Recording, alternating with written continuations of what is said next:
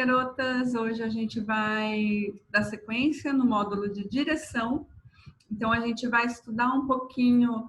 Lembra que a gente viu que o diretor é o profissional que vai conduzir o olhar do público, né? O diretor que vai, não exclusivamente, né? Mas um dos papéis, um dos principais papéis que ele tem é conduzir esse olhar. Né? O que o público precisa ver, quais informações precisam ser passadas. Então, hoje a gente vai começar a estudar quais as ferramentas, né, ele tem para isso, dentro da escolha de como gravar o roteiro. Tá? Eu vou dividir minha tela com vocês para a gente poder ir visualizando os temas, tá? Só um momento. Então, hoje, pessoal, a gente vai seguir com o módulo de direção, né? Só que avançando. Na semana passada, a gente reviu aquela parte do papel do diretor, né? Do estilo e da forma fílmica. A gente viu que ele é o diretor que faz escolhas que vão dar forma ao filme. Então, ele pode optar por criar repetições, oposições, né, unidade, não unidade. Então, são as escolhas que ele faz que cria a forma fílmica. Agora, a gente vai dar um passo além para ver que tipo de escolha ele pode fazer, né, de forma mais objetiva. Que a gente viu no teórico, agora a gente vai ver os elementos práticos que ele tem para fazer essas escolhas. Primeira coisa que a gente tem que entender é que o cinema é imagem em movimento, né? A gente está ali vendo filme, as imagens se movimentando, só que antigamente, hoje não, né? Porque a câmera, ela é um arquivo só, né? Ela gera arquivos, você já vê o filme na sequência. Mas lá antigamente, quando era ainda filme de rolo, né, o filme físico, era tipo fotograma por fotograma, né? Então, na verdade, são várias fotos. Na verdade, a câmera digital também faz isso, só que a gente não acompanha esse processo, né? Porque ela já entrega o filme pronto pra gente.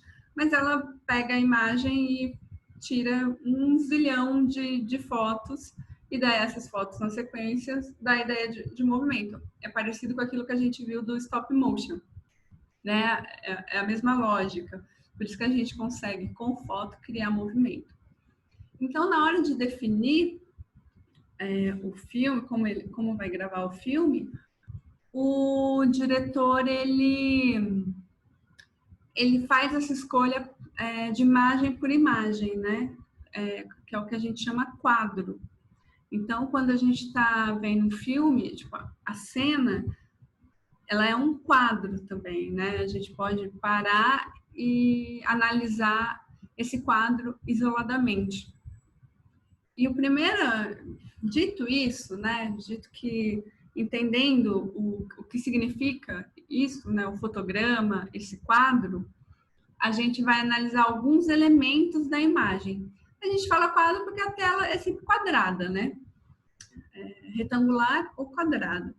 Então, a gente vai estudar como pensar nesses quadros. Lembra que a gente fez lá no nosso primeiro projeto, no Assombrada Herança, a gente fez um storyboard, né? Que a gente foi vendo fotos e referências de cena por cena.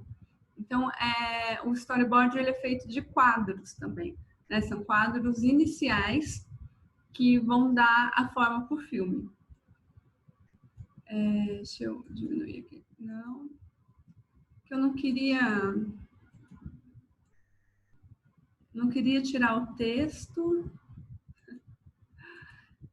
Eu não sei como que fica, que de vez em quando fica em cima, sabe? Eu queria que ficasse daquele jeito.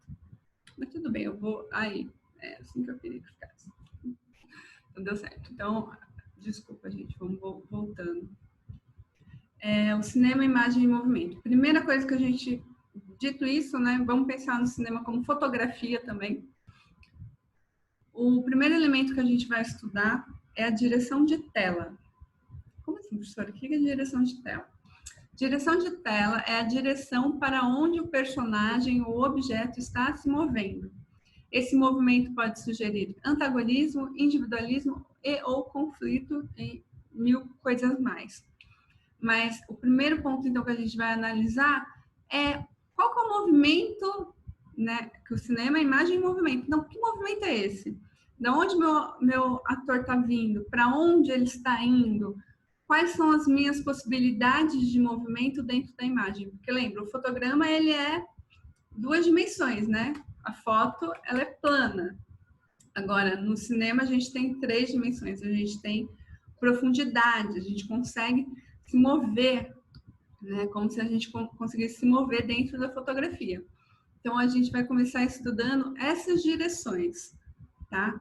Porque o fantástico, né, gente, do estudo, do aprendizado contínuo, assim, de você ficar lendo, relendo e aprofundando, é que você vai vendo que as escolhas, elas nunca são gratuitas.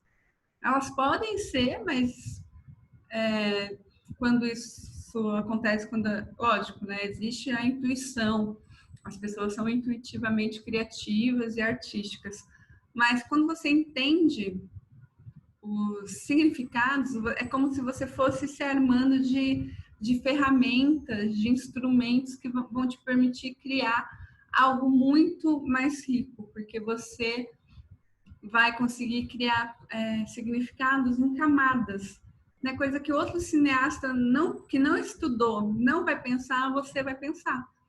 Então, mesmo quando você quiser quebrar a regra, você justamente vai quebrar a regra porque você conhece. E isso traz muita riqueza para o nosso trabalho. Então, vamos começar falando dos eixos. Deixa eu ver se é a Emily, gente. Okay. Ela está falando que já vai entrar. Tá. Ai, por que de acho é isso? A gente está falando, imagina, né? A gente está vendo uma tela, né? Nesse sentido fica fácil. Direção de tela. Esses aqui são termos técnicos, tá? Eixo X e eixo Y. Isso na hora de conversar com o diretor de fotografia, com o pessoal da iluminação. Isso é muito importante e também para orientar o movimento dos atores, né? Porque se fala isso, eixo X, eixo Y. O eixo X é a linha horizontal da imagem. Deixa eu voltar aqui. Então, um personagem ele pode se mover da direita para a esquerda, não, da esquerda para a direita ou da direita para a esquerda, né? Então ele pode aparecer no campo, ó, uma mera brincadeira. Ela pode surgir da esquerda para a direita ou da direita para a esquerda. Tá vendo? É esse movimento. O eixo X é esse movimento aqui que vocês estão vendo na tela. Tipo, para cá e para cá. Ele é horizontal. E ele também pode ser na diagonal, né? Ela pode surgir aqui do fundo e vir para cá, ou pode surgir do fundo e vir para cá. É eixo diagonal. E também tem o eixo Y, que daí é esse movimento aqui, é de cima para baixo. Tá? Aí, de novo, a câmera pode ir de baixo para cima e de cima para baixo.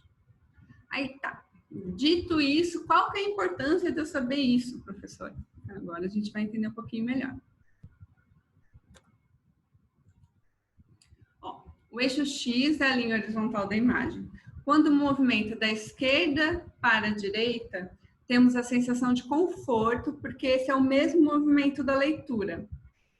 Né? Então, gente, esses significados que a gente vai criando sobre movimento de câmera, enquadramento, ele não é só... Ele tem um porquê, né? Ele tem um embasamento.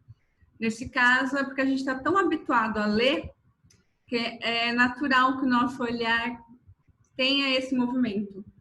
Né? Você sempre pega, tipo, abrir uma revista, abrir um livro, você sempre vai olhar para para a página esquerda e depois para a direita. Tanto que na publicidade, propaganda na página esquerda custa mais do que na página direita, porque é o primeiro lugar onde você olha, né?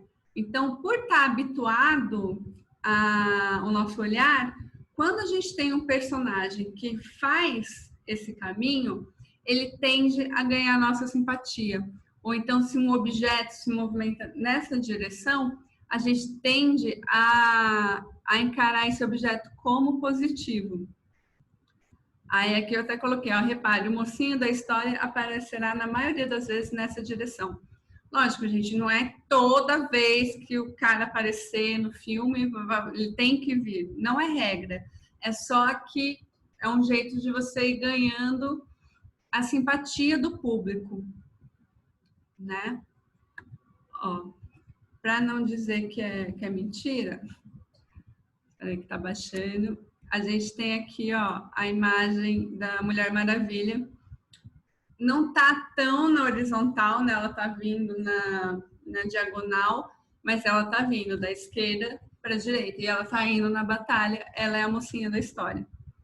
Tá vendo? Da mesma forma, no mesmo filme, ó, de novo, as Amazonas, né? Também, ó, é o mesmo movimento, é a mesma direção. Lembra isso? Quando a gente fala de forma fílmica, a gente está falando de repetição. Então, não é à toa que o diretor escolheu como que a Amazona vai vir correndo, como que a Mulher Maravilha corre. Ele cria um padrão de movimento. Tá vendo? É o mesmo sentido. De novo, né? Da esquerda para a direita. Então, elas são as mocinhas. Então, apesar de... isso define o lado, né? Ainda mais em cena de ação, que tem muita coisa acontecendo, você tem que, tipo, dar dicas subliminares, né, para o público. E isso de aproveitar esse condicionamento do olhar é uma coisa que a gente pode utilizar nas nossas histórias, né? Isso é coisa de direção. No roteiro é mais difícil, não é uma coisa que você consiga, pelo menos eu não consigo visualizar como que você vai definir isso no roteiro. Mas na direção isso é importante. Aqui tem mais um exemplo.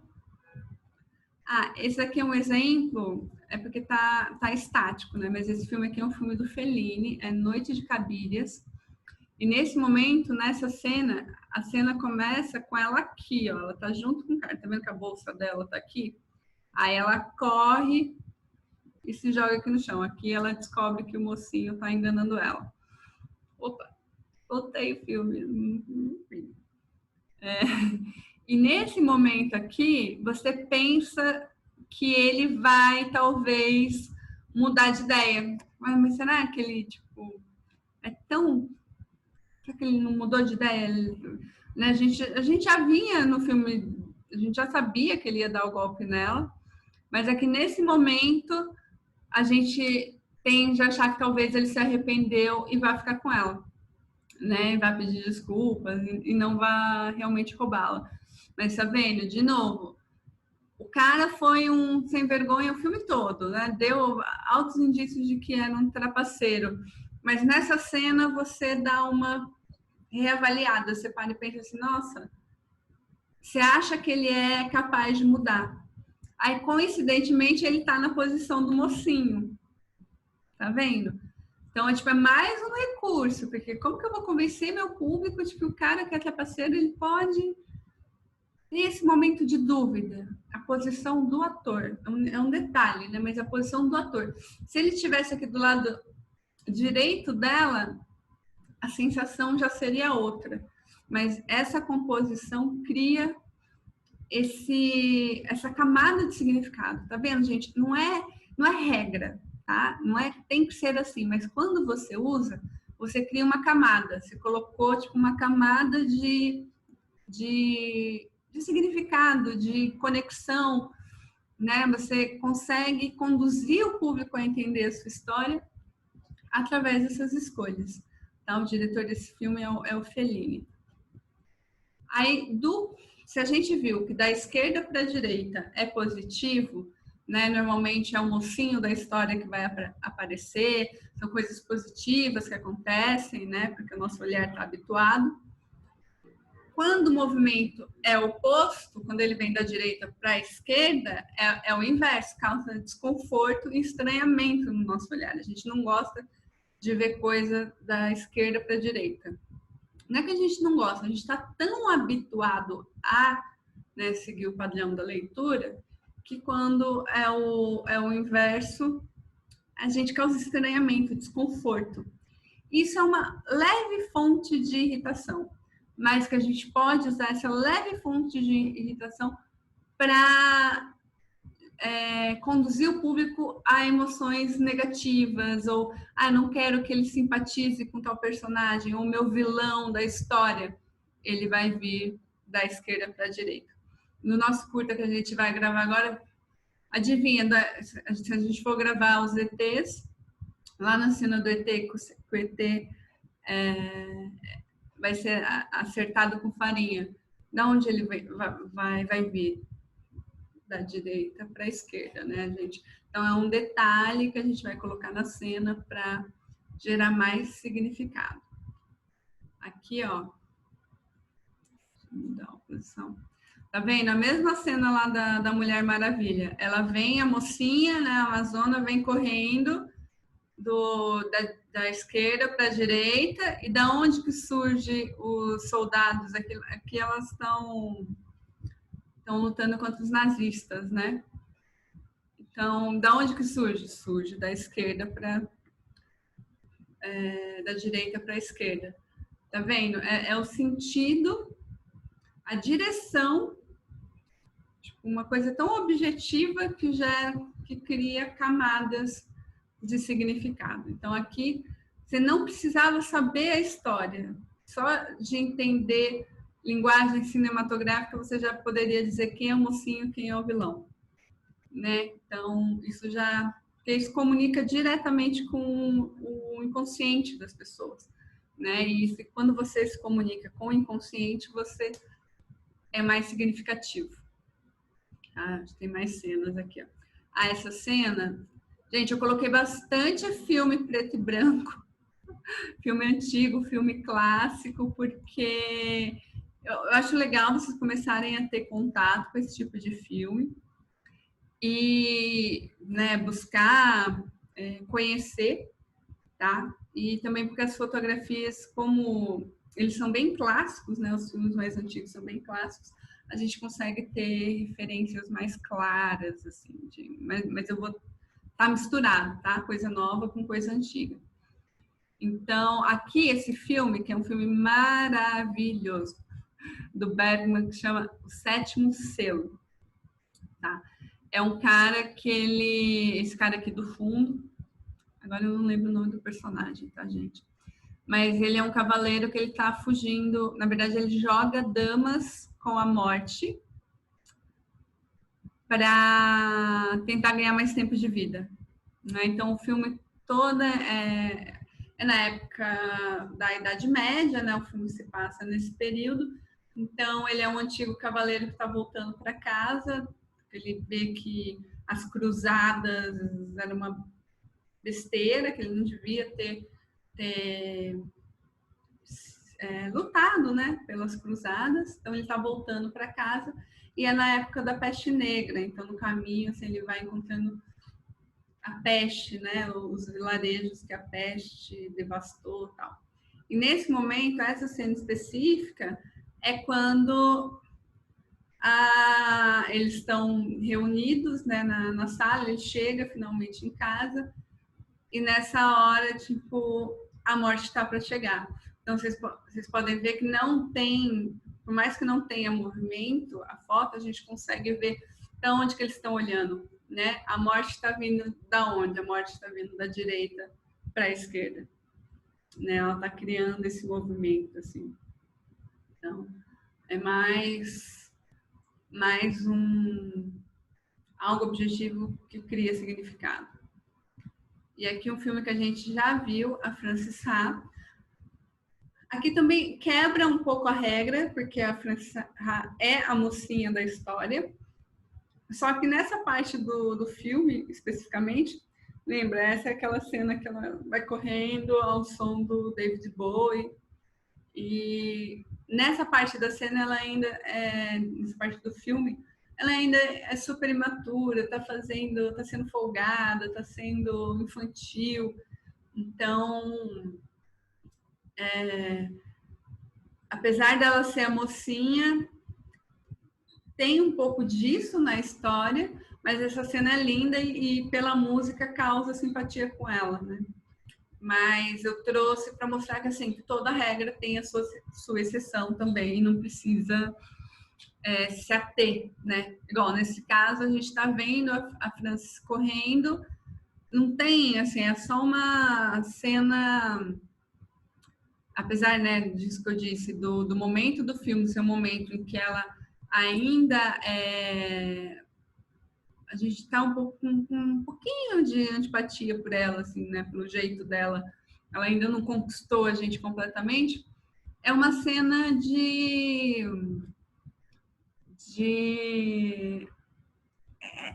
de contemplação, né? A gente contempla ela correr com esse super som do David Bowie, mas tem, né, ela é uma personagem que é contraditória, né? Ela vai contra aquilo que a gente acha como comum. Então, apesar de estar quebrando a regra, está quebrando a regra dentro da própria regra, né? Cumprindo, de certa forma, também em algum nível. Mas, então, alguma dúvida do eixo X e dos significados que esse movimento? Então, beleza. Não. Tá. Aí, o eixo Y, lembra que é o vertical? Eu só vou falar dele e vou mostrar na próxima aula, que na próxima aula, hoje a gente está vendo o quadro. Né? O quadro é a posição da câmera, onde que a câmera está e... Não, a gente está falando de movimento também, mas eu vou falar desse eixo, mostrar ele em ação, na próxima aula que a gente vai ver movimento de câmera, tá? Então, hoje eu só vou falar dele só para vocês saberem do que se trata. Então, o eixo Y, os objetos podem se mover para cima ou para baixo da imagem. Então, é o eixo vertical. Aí, do mesmo jeito que essa coisa do olhar da gente estar habituado faz com que as coisas que venham da esquerda para a direita sejam legais e da direita para a esquerda sejam desconfortáveis, do mesmo modo, a lei da gravidade também gera conforto e desconforto na gente. Quando a gente move o objeto de cima para baixo, né, aqui, vem para cá, esse movimento gera simpatia porque é um movimento natural da gravidade. A gente está habituado ao que, né, o que está em cima desce. Então, já o contrário, o de baixo para cima, ele significa esforço, porque ele é antinatural, né? As coisas não flutuam, a gente tem que pôr esforço para elas subirem, né? Então, esse movimento também gera significado quando a gente vê isso em imagem. Mas exemplo disso eu vou passar na aula que vem, que daí tem uns movimentos específicos, né? Aí agora vem a parte que é mais complexa, mas pouca coisa. O eixo Z, né? A gente viu eixo Y, eixo X, eixo Y, parece matemática, né, gente? Mas não, é cinema. Para você ver, né? Como o aprendizado ele é integral, né? É muita coisa. Aqui, gente, lembra que eu falei que a foto é 2D, ela é plana, né? Você vê a imagem como ela é. O filme é 3D, você, tipo, entra na imagem, né? Você consegue se movimentar ali dentro. Então, o eixo Z é essa profundidade que a imagem tem. Né? Ó, aqui, ó, eixo Z é a linha que vai do primeiro plano até o fundo da imagem. Ela cria a profundidade de campo da imagem. Tá? Então, o eixo Z é igual a profundidade. Né? O primeiro plano é o que está mais próximo da tela. E o fundo é a última coisa que eu consigo ver. Igual eu aqui, onde né, vocês estão me vendo, eu tô achatada, né? Não tem profundidade. Vocês estão vendo que tem coisa atrás de mim, mas é uma parede. Então, a minha profundidade, o meu eixo Z aqui da minha imagem é pequenininho, né? Ele é quase uma fotografia. Não, tem pouco movimento. Posso ir, mas vou pouco. Então, meu eixo é pequenininho. Agora, vamos ver essa imagens que vai ficar mais fácil. Aqui, voltamos para Mulher Maravilha. Ó.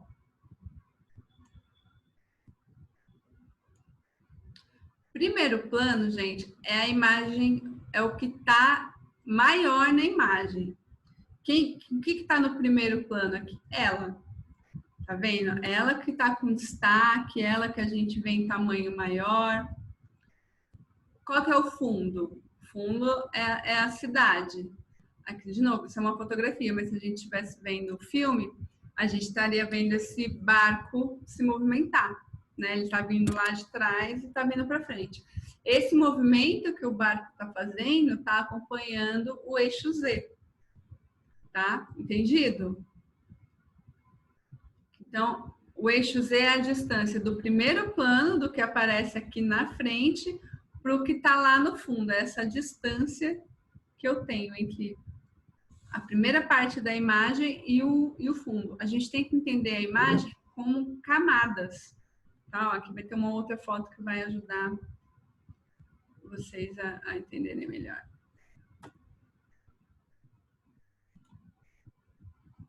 Ó, aqui é a Noite de Cabiria lá do Fellini de novo. Tá vendo? Aqui ela tá descendo uma escada. A escada também fica fácil de entender. O primeiro plano são as costas dela. Mas você vê que a escada continua. Né? Então, o eixo Z é esse caminho entre o degrau que ela tá agora com o último degrau que eu vejo lá. Né, que eu vejo aqui, ó, no fim, o fundo da escada, o final da escada. Ó. Eixo Z. A profundidade de campo pode alterar o tamanho do personagem conforme ele se aproxima da câmera e representa a relação entre o personagem e os demais que estão em cena. Né? Além do eixo Z ser essa possibilidade de movimento que eu vou ter na cena, eu também posso criar significado a partir disso. Lembra aqui, ó, voltando para a cena da Vida Invisível, do Kairin Ainus, ó, o que é o eixo Z? Quem que está no primeiro plano? As costas dela. Né? No segundo plano, no plano médio, tá a imagem do espelho e esse cara aqui, né? Pensando em camadas. E no fundo tá quem? Tá a personagem, que é a irmã dela que tá desaparecida. Tá vendo como a irmã dela tá pequenininha aqui em relação a ela? Tá pequenininha porque ela não tá mais presente na vida dela. Então aqui é um caso em que a profundidade de campo, o significado que esse enquadramento, que esse quadro pode trazer para o filme, foi usado assim com louvor, né? A gente tem aqui ó, a irmã desaparecida pequenininha e ela tá aqui com a mão no coração, sofrendo, né? E ela tá pequenininha assim por quê? Porque ela tá longe da câmera. Se ela se aproximasse, tá vendo? Ó, esse homem também tá fora do banheiro, aqui onde tá a bolinha azul. Só que ele já tá mais próximo, ele tá maior. Tá vendo? É a mesma cena, todos estão no mesmo lugar, no mesmo cenário, só que o tamanho de cada um é completamente diferente do outro. E o que faz essa variação de tamanho é a posição dos atores ao longo do eixo Z. Tá? Mais exemplos. Aqui é a Frances Ha de novo. Ó, o eixo Z, nessa cena, ela vem caminhando, segurando a cadeira. Então, o eixo Z é esse corredor. Aqui fica bem visível o que é o eixo Z. Alguma dúvida do eixo Z? Querem perguntar alguma coisa?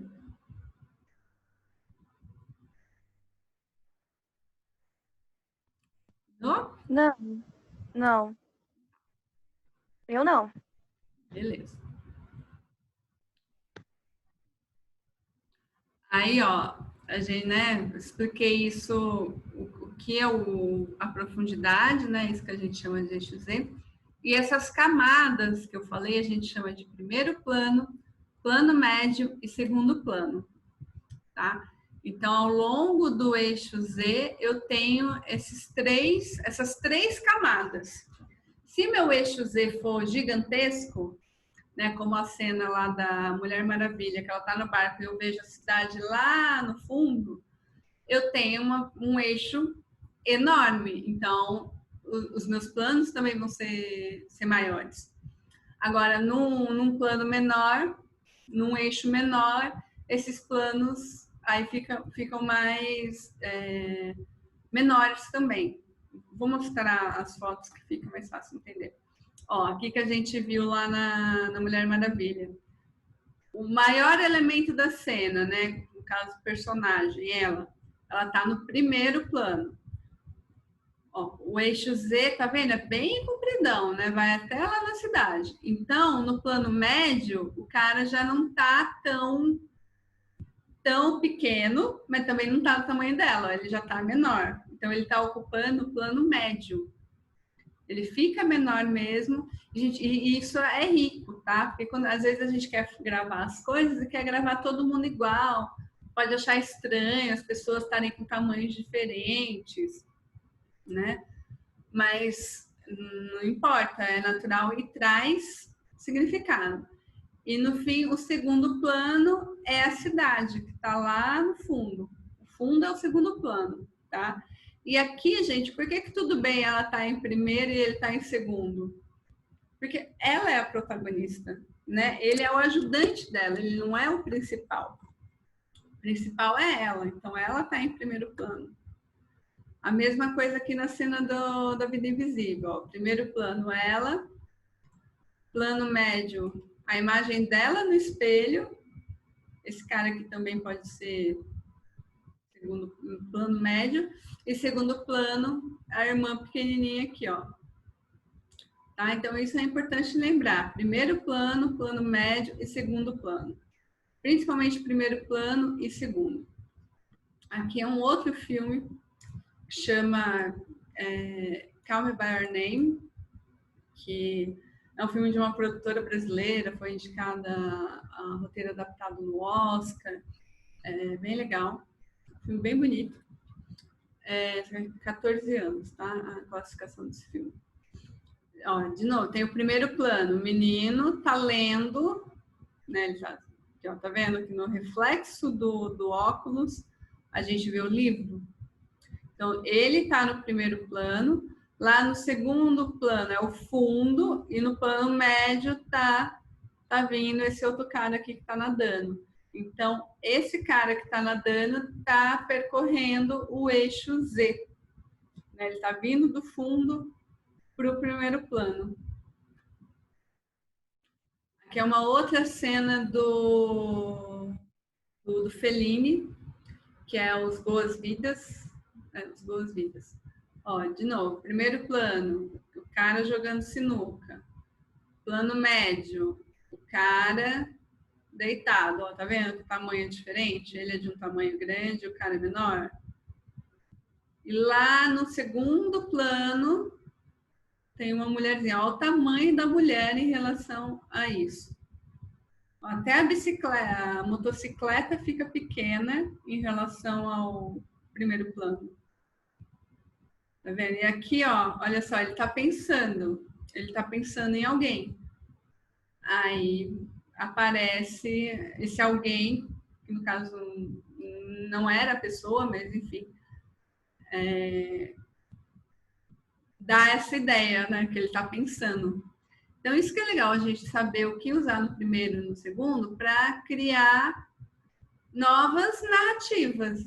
Novas narrativas, não, novos significados para a cena. Porque essa cena que poderia estar no roteiro. Ah, fulano e ciclano estão jogando, fulano joga sinuca enquanto ciclano está pensando na amada. Mas aí na hora o diretor que vai dizer, não, tá, eles vão estar jogando, o cara vai estar no primeiro plano, o outro no segundo, e lá no fundo vai aparecer alguém passando na rua. Isso poderia estar no roteiro, mas poderia não ser, poderia ser uma coisa que o diretor criou. Tá? Mas o que é importante destacar? O tamanho que as personagens ficam, que as pessoas ficam no primeiro e segundo plano. Porque o que mais importa, né, o que chama mais atenção é sempre o primeiro. Mas o segundo transmite muito significado. Então, a gente às vezes foca só aqui e esquece desse segundo plano, que ele é importante, né? Então, para não criar imagem chapada, não criar imagem sem profundidade, vamos buscar sempre criar profundidade nas nossas histórias, né? Tanto nas cenas quanto nas nossas narrativas. Tá. A gente viu os planos, né, de forma dos eixos e os planos em relação aos eixos. Agora a gente vai falar do plano de uma forma um pouquinho mais específica, né, porque a gente, cena, vou pegar a leitura aqui. Cena define o lugar ou cenário em que ocorre a ação. Então, uma cena, a partir do momento que eu estou no cenário, tem uma cena. Se eu mudei de cenário ou se mudou de tempo nesse mesmo cenário, tem uma cena diferente. Agora, o plano define uma visão contínua filmada pela câmera sem interrupção. Então, eu liguei a câmera, até eu desligar ela, eu tenho um plano. Tá? Então, toda vez que a câmera é ligada até eu desligar, é plano. Tá? Isso tanto eu posso gravar a ação completa, como eu posso ir gravando ela plano a plano. Tá? Vamos começar com o basicão, que é o grande plano geral. Também os planos, gente, vocês vão encontrar eles, faltou colocar aqui, nesse caso, grande plano geral seria GPG, tá? Só pelas siglas. Representa uma área extensa, vista de muito longe, dá a ideia de localização geral da cena. Qual que é a importância dramática? Pode-se impressionar o público com a gigantesca extensão do cenário ou do acontecimento. Aqui tem um grande plano geral. Tá vendo? Eu tenho aqui, tem o primeiro plano, né, que tá o carro, mas eu tenho esse grande plano geral da cidade. Eu vou usar o grande plano geral quando eu tiver coisa bonita para mostrar, né? Quando eu quiser mostrar, valorizar a minha paisagem, quando eu quiser mostrar a beleza ou a grandiosidade daquilo que eu tô narrando. Né? Ele também é importante para contextualizar onde os personagens estão. Então, ele normalmente é mais difícil de gravar, né? Porque você precisa estar do alto para gravar, mas ele gera imagens muito bonitas. Os filmes tipo Faroeste, que tem muito, né? Mostra aquela, sempre começa e ele normalmente é um plano de abertura, né? No gênero do Faroeste é muito comum começar os filmes apresentando, né, as grandes extensões de terra. Então, quando eu gravo tudão, assim, uma área extensa, grande, profunda, aí eu tenho um grande plano geral. Aí aqui também é outro exemplo de grande plano geral, que não é uma área tão extensa, né? Desculpa, eu não falei, né? Esse filme aqui é do Hitchcock, é O Ladrão de Casaca, tá? Clássico também. E esse é aquele que a gente viu do David Fincher, que é o Garoto Exemplar. Tá? Aqui eu tenho um grande plano geral, não pela magnitude, porque o lugar, né, não é bonito. Mas eu estou mostrando, estou dando a visão completa de onde ela está. E estou mostrando de cima, né? Que eu estou vendo o hotel. Nessa cena ela está se escondendo. Então é legal saber que ela está num lugar que não tem ninguém, né? Agora, isso que a gente viu era o grande plano geral. É grande, né? Eu vejo muita coisa. Agora, no plano geral, compreende toda a área de ação da cena e posição dos atores. Então, esse plano é um plano em que eu vejo os atores e vejo todo o local onde a cena vai acontecer. Importância dramática, contextualiza o público sobre quem e onde se passa a cena. Então, se eu for pensar em escala, vamos supor, lá na cena do Assombrado da Herança que a gente ia fazer, a gente ia mostrar o sítio, depois a casa e daí a cena na cozinha, sabe? Você vai como se o foco fosse aumentando. Igual no nosso curta de agora, que a gente não tem como gravar a terra, né? Ou a gente pode usar até, é verdade, eu vou procurar isso, se tem imagem livre de imagens do planeta. Porque daí depois esse é o grande plano geral. Depois o plano geral poderia ser tipo a casa de um de vocês, entendeu? Aí você reduz, ou no caso, o plano geral também poderia ser a sala, o ambiente onde vocês estão, né? Mostra todo o cenário e todos os atores. É sempre bom começar a cena com um plano geral se você quer o entendimento do público, tá? Deixar a história fácil, porque às vezes não tem. Mas onde estão? Ou se você mudou, né? Você está contando a história está passando na casa de uma pessoa. Aí mudou, foi para a casa de outra. Tem que mostrar um plano geral para mostrar que é outro cenário, né? Então, ele ajuda a contextualizar o público. Ó, aqui é um exemplo lá do Call Me By Your Name, que é um plano geral, ó, tá vendo? Você vê onde eles estão.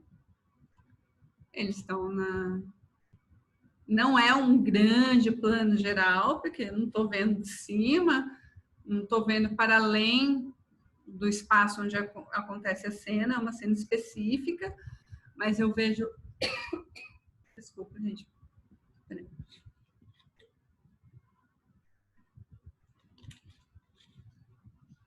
Né, mas ó, eu vejo toda a região da praça, vejo que eles estão num restaurante, vejo quem são os dois personagens que estão na cena, vejo que pode chegar gente, ó, porque eles estão em um local aberto. E de novo, gente, ó, vamos pegar aqui, ó, primeiro plano, tá os dois conversando. O plano médio, não tem ninguém, e lá no fundo eu vejo duas mocinhas, né? No segundo plano aqui eu tenho duas mocinhas que no caso estão interessadas neles.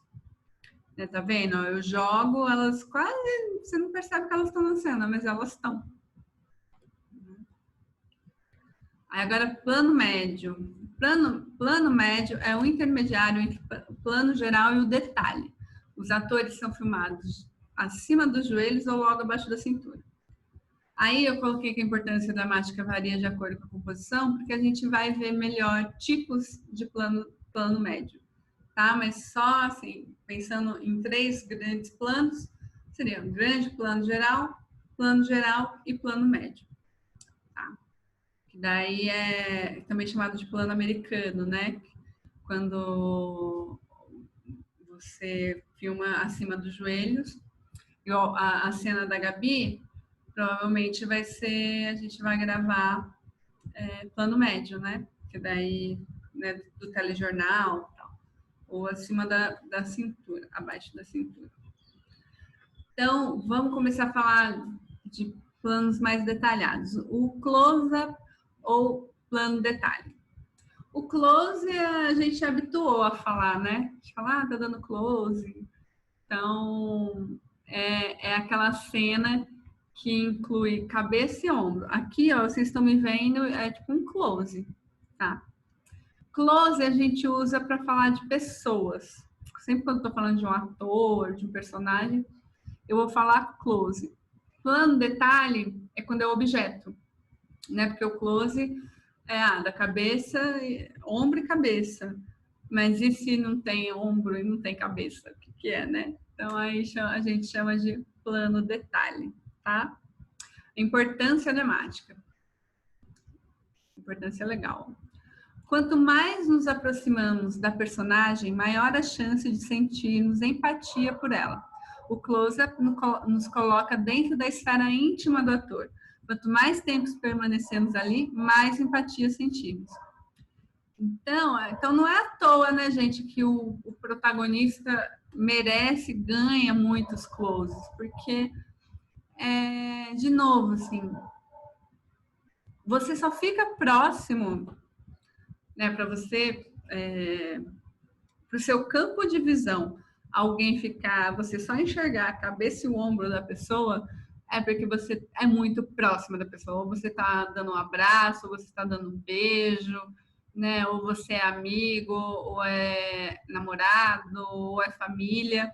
Então, esse campo de visão que a gente tem de alguém, que a gente só vê a cabeça e os ombros, nos remete à intimidade. Tá? Então é natural que o protagonista, o mocinho da história, ganhe esse destaque, né? E que os criadores, o diretor, queira que a gente goste dele, né? Porque é um protagonista que a gente não gosta, não funciona, né? Então o close ele tem essa função de criar empatia, né? De gerar a simpatia do público com o personagem. Do mesmo modo, se eu quero incomodar o público, eu pego e deixo ele bem próximo do vilão. Não sei se vocês já viram aquele filme, o Hannibal. Ele é o vilão da história, mas eles têm muitos closes nele. Mas aí, nesse caso, o close não causa simpatia. Por a gente não gostar dele, por ele declaradamente ser o vilão da história, a gente se sente incomodado de estar tão perto dele. Então, o close tem essa coisa da gente estar próximo e da gente gostar ou não de estar próximo. E aí tem um outro negócio também que chama primeiríssimo plano, que daí é detalhe, né? Tipo assim, se eu pegar o meu olho, meu nariz, só o nariz, sabe? Ou só uma unha, só um pedacinho do corpo, aí eu tenho um primeiríssimo plano. Desculpa. Aqui é o Call Me By Your Name também. Ó, a gente tá bem pertinho do rosto dele, né? Isso é uma cena que fica alguns segundos nessa cena, assim. A gente tá bem próximo, e a gente vai ganhando simpatia, entendendo o que ele tá sentindo, né? Olhando próximo, assim, a gente consegue ver detalhes do rosto, do olho, né? A gente quase sente a respiração da pessoa. Aí agora o two shot, plano com 2 atores em cena. O two shot acontece quando 2 atores são filmados em um único enquadramento. Os personagens são normalmente filmados na metade do peito para cima. Importância dramática. Ao colocar 2 pessoas no mesmo quadro, podemos sugerir harmonia ou desarmonia entre elas. Isso dos personagens serem filmados metade do peito para cima, isso não é tão regra, não. A questão maior é ter 2 personagens numa cena só. Então, o diretor ele vai escolher a posição desse personagem de acordo com a relação que eles têm, né, desses 2 personagens, de acordo com a relação que eles estabelecem.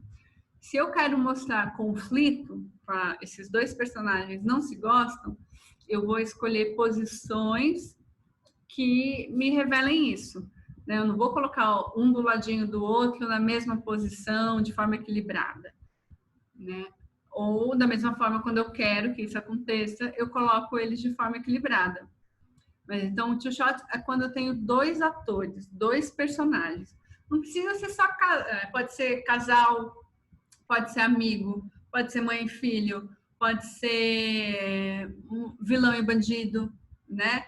Mas eu tenho dois personagens, então o posicionamento deles em relação à câmera vai me contar coisas da história. Ó, aqui é um clássico, de novo o Ladrão de Casaca, lá do Hitchcock. Plano, o two shot, plano com dois atores em cena, tá vendo? Ó, eles são um casal, eles estão... Aqui ele está seduzindo, eles ainda não são um casal nessa parte do filme. Mas tá vendo a harmonia? Tudo bem que ela tá beijando a mão dele, né? Entregamos o ouro aí da relação. Mas vocês podem ver, ó, eles formam quase um coração, ó, se a gente pegar a cabeça deles aqui, tá vendo? Ó, eu vou desenhar o coração aqui com a linha, com a bolinha azul, ó. Tá vendo? O que eu tô demonstrando aqui? Harmonia, tem romance, eles estão muito equilibrados. Né? Desenhei o coração, não precisa falar mais nada, né? Desenhei. Da mesma forma, ó, aqui, voltamos lá para o Calvin Varney. Eu tenho dois atores em cena. Eles são um casal, mas pela posição dos dois, vocês acham que esse casal tá legal? Acho que eles estão bem no relacionamento deles? Né? Já se eu escolho mostrar um casal nessa posição, não é à toa, eu tô querendo dizer algo, né? No caso aqui, ó, ele não tá dando nem bola para ela.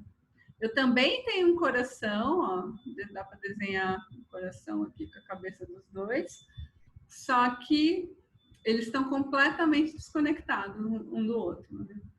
E a história é justamente sobre isso, ele vai se desconectando da namorada e se interessando por uma outra pessoa. Então, tá vendo? Dois atores, é um casal, tem o coração, mas o significado, só pelo fato deles não estarem se olhando, eu já tenho um outro significado para a história. Né? Já deduzo outras coisas. E aqui, ó, o fundo tem mais gente, mas está desfocado, né? Porque a atenção do que o diretor quer que você olhe para os dois. Ele não quer que você olhe para as meninas lá do fundo. Então, o diretor de fotografia vai lá e desfoca o fundo. Você fica com... Na verdade, ele está em primeiro plano, ela está em segundo, né? Apesar de eles estarem no mesmo tamanho, segundo plano não, no plano médio. Então, eles estão em planos diferentes. Aqui, eles estão no mesmo plano. Tá vendo como entender de plano cria significado? Casal que está bem, está se amando, que vai ficar junto, os dois estão no mesmo plano. Casal que está em crise, aparentemente assim, está um do lado do outro, mas ela está ligeiramente atrás, ela ocupa o plano médio e ele está em primeiro plano.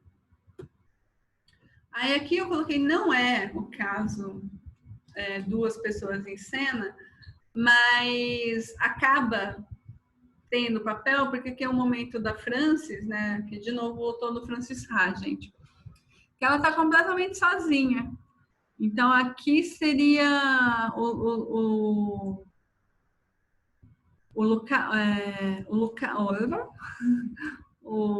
espaço ocupado por esses móveis deveria estar sendo ocupado por uma pessoa, mas ela está completamente tipo, sozinha na vida. Então, é uma relação de dois personagens, mas pela ausência de um deles. Né? Eu quis pôr assim, porque esse conceito de dois personagens em cena, você pode, de novo, o Francis Ha aqui quebrando regra, né? Cagando regra, tipo, usando, mas assim, você ter a referência de plano de dois personagens para colocar um sozinho para demonstrar a falta do outro, né? Aí você substitui o outro personagem por uma cadeira e pronto, você tem tremendo significado, né? Porque ela poderia estar carregando essa cadeira na mão, ela poderia estar sentada na cadeira, Mas o que o diretor quis passar aqui? Que ela está sozinha. Então, como que ele faz? Pega e junta. Coloca um objeto onde deveria estar, onde na convenção deveria estar uma pessoa. De novo, por isso que é legal entender de regra, né? Entender de convenção, porque daí você quebra para gerar significado. Aqui tem um outro plano que chama over the shoulder. Shoulder é ombro, né? Gente, esses termos estão todos em inglês porque os manuais que a gente usa, eles acabam, né, são traduzidos e esses termos continuam sendo usados em inglês. Vou até mostrar assim, ó, o que a gente está usando é esse daqui, o 5.6 da cinematografia, técnica de filmagem, e a narrativa cinematográfica também, tá? Tem mais um que é a linguagem cinematográfica, mas que não está aqui agora, mas essas são as referências do nosso conteúdo de hoje.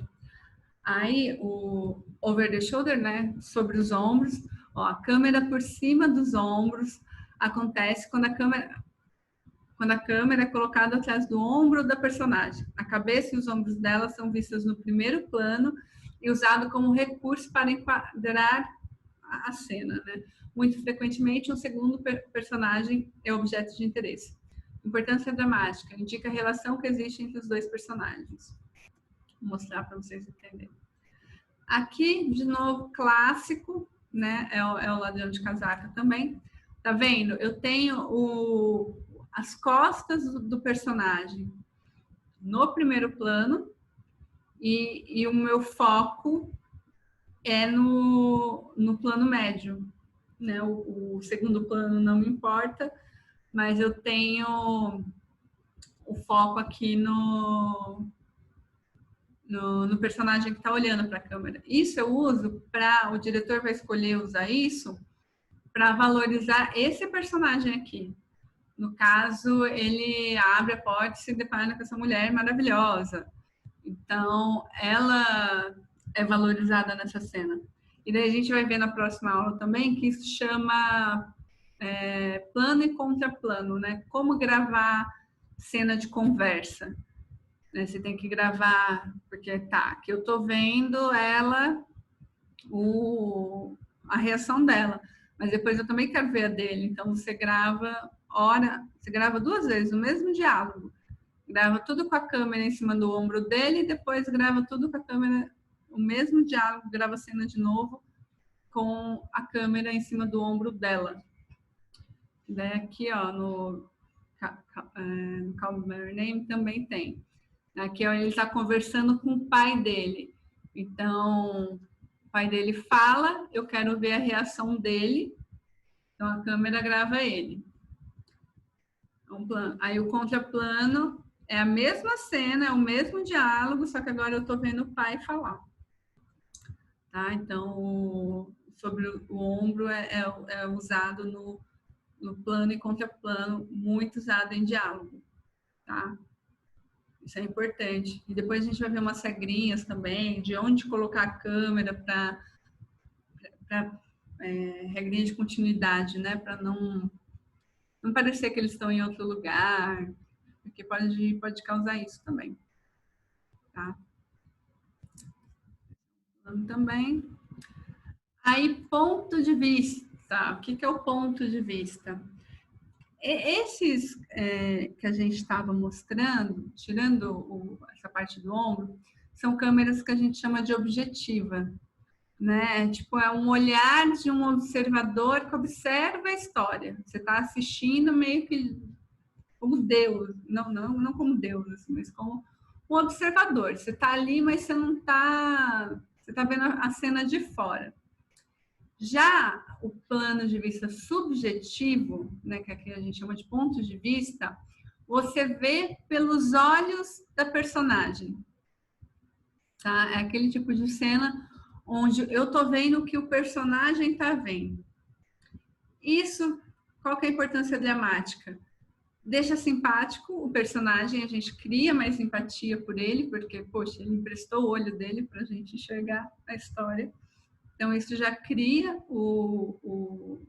a simpatia, como também pode causar mais desespero, mais medo, mais terror, se eu estou falando de um vilão, tá? Então, o ponto de vista é quando eu enxergo pelos olhos da personagem. Só que eu coloquei aqui uma observação, ó, para que o público entenda o ponto de vista, é preciso ter um plano da personagem na situação visualizada antes. Então, sempre quando eu for usar o ponto de vista, eu tenho que informar para o público que ele está vendo pelo olho daquele personagem. Então, eu tenho que mostrar aquele personagem olhando alguma coisa. No caso, eu coloquei um clássico aqui, eu não sei nem, na minha época, acho que, não sei nem se vocês assistiram, é um clássico, mas já faz tanto tempo que o Titanic, né? A cena que ele está pintando a Rose, né? O Jack está pintando a Rose. Então, primeiro você tem, eu não coloquei todas as cenas aqui, mas primeiro você tem a cena, o plano geral, né, dele e dela. Você vê que eles estão no mesmo ambiente, ela está deitada lá com o colar e ele está desenhando ela. Aí dá um close nela, toda apaixonada. Aí dá um close nele, ó, no olho dele, porque ele tá, tipo, olhando assim e desenhando. E depois a cena, ó, tá vendo? É a cena do olho dele. Você vê a mão, assim, é o olho dele desenhando. Desenhando, o olho desenhando não. Ele olhando o próprio desenho, né? Então aqui nessa cena, eu não sou mais o observador, eu sou o personagem. Né? Eu estou vendo o empenho que ele está tendo, o cuidado que ele está tendo em desenhar, a perfeição que ele está buscando no desenho. Então, eu vejo por ele. Mas para eu entender que eu estou vendo por ele, eu tenho que mostrar, contextualizar o público e depois aprofundar, né? Então, mostra o olho dele para daí, ele tá olhando, né? Ou no caso ele não precisa ser assim um olho tão detalhe, né? Isso daqui, gente, é um primeiríssimo plano, né? Que não é nem um close, é um primeiríssimo plano, é o detalhe do olho. Você pode criar a imagem subjetiva com menos detalhes. Pode ser, tipo, a pessoa está na frente da janela. Aí você depois grava da janela para fora. Então você já. Essa pessoa estava na frente da janela, agora eu estou vendo pela janela, eu sou a pessoa. Entendeu? Então tem esse tipo de plano também. Aí o plongé, gente, é plano que não acaba mais, mas já estamos finalizando aqui. O plongé, a câmera é colocada acima do objeto ou da personagem com as lentes apontadas para baixo. Isso faz com que o objeto pareça menor e mais frágil. Ó, importância dramática. O plongé demonstra vulnerabilidade e fragilidade do personagem. Então, quando eu quero mostrar que o personagem está correndo perigo, ou que ele é muito inferior, ou naquele momento ele está inferior, ou eu quero mostrar que ele está frágil ou vulnerável, eu gravo ele de cima, coloco a câmera aqui, com a lente apontada para baixo. Ó, aqui tem uma cena, é a cena As Rainhas, não, a Favorita, é o nome desse filme, muito legal também. E aqui essa moça aqui que tá, a Olivia. Ai, esqueci o sobrenome dela. Olivia. Enfim, chama Olivia, essa atriz maravilhosa aqui. Ela é a rainha, né, da história, ela é uma mulher dura, brava, mas nesse momento aqui, né, que a Emma Stone se aproxima dela, ela baixa as guardas. Então, se ela tá baixando as guardas, eu tô gravando ela de cima para baixo. Então, aqui eu estou mostrando a vulnerabilidade dela, né? Na verdade, aquela rainha dura, grossa, brava, na verdade, ela é vulnerável também e frágil, né? Ela só quer alimentar os coelhos e ter um pouco de carinho. Então, aqui é um momento do filme que mostra a fragilidade, a vulnerabilidade dela, porque a personagem da Emma Stone vai se aproveitar dela. Então aqui é o momento em que ela se aproxima. Então a câmera vem de baixo, de cima para baixo. Do mesmo modo, a gente tem o contra-plongé, que daí é de baixo para cima. Se de cima para baixo mostra vulnerabilidade, fragilidade, de baixo para cima vai mostrar força, superioridade. Né? Então, o contra-plongé ele dá magnitude, dá força ao personagem. Ele pode tanto ser usado para dar força ao protagonista como o protagonista, né? Ó, aqui é a mesma cena da rainha do filme, a favorita. Só que daqui é outra personagem. Tá vendo? Ó, a câmera tá de cima para baixo. Tá vendo como ele tá visivelmente ameaçando ela. Mas ele nem é tão mais alto que ela assim, mas pelo ângulo da câmera cria essa sensação de dela estar enfrentando algo muito superior, muito forte, né? Essa posição de câmera aqui dá força para ele. Então, esse é o contra-plongé. De movimentos, de quadros, a gente viu esses movimentos, a gente vai ver na próxima aula, que a gente vai assistir. E então a gente viu bastante coisa hoje. É muito conteúdo. Eu vou disponibilizar uma apostila para vocês com esse conteúdo, tá? Porque eu sei que não é fácil de lembrar, mas a gente vai ter isso. Vocês vão ter como recorrer a isso.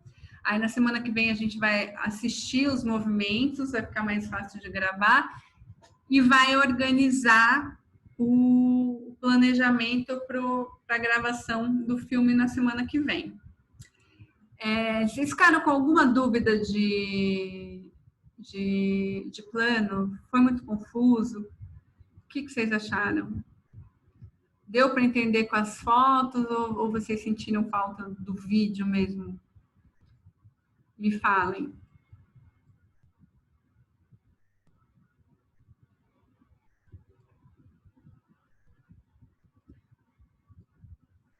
Eu entendi. Deu para entender? Então tá ótimo.